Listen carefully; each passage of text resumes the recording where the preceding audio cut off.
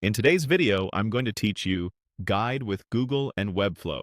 We'll start by using Google to get to Webflow, open your site from the dashboard, interact with a highlighted text area, and then add a small code block that programmatically shortens longer text so your design stays clean and readable.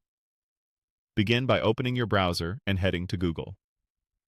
In the search bar, type Webflow and press Enter. Look for the official Webflow result and click through.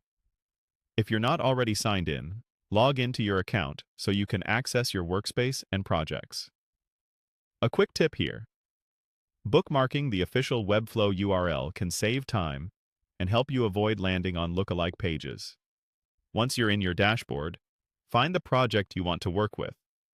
Click View Site to open the public or staging version in a new tab.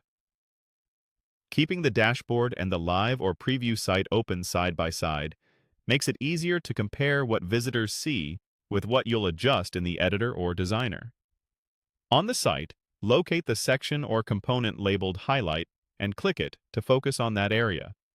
This is typically a text element or a designated spot where you want visitors' attention. By selecting it on the page first, you'll have a clear visual reference for the text you're about to manage. Now, type the word Highlight into the relevant text field or content area. This is a simple way to confirm you're editing the correct element and to see how added content behaves in your layout. Pay attention to wrapping and spacing. If a sentence runs long, you might notice it pushing other elements or creating uneven blocks of text. That's where programmatic truncation comes in handy.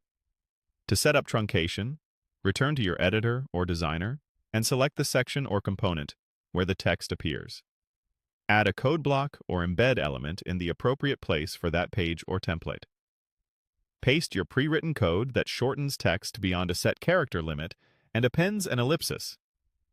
Make sure your code targets the correct class or element, uses proper script tags, and runs after the content loads. If you're working with a CMS list, confirm the class names are consistent across items so the script catches them all.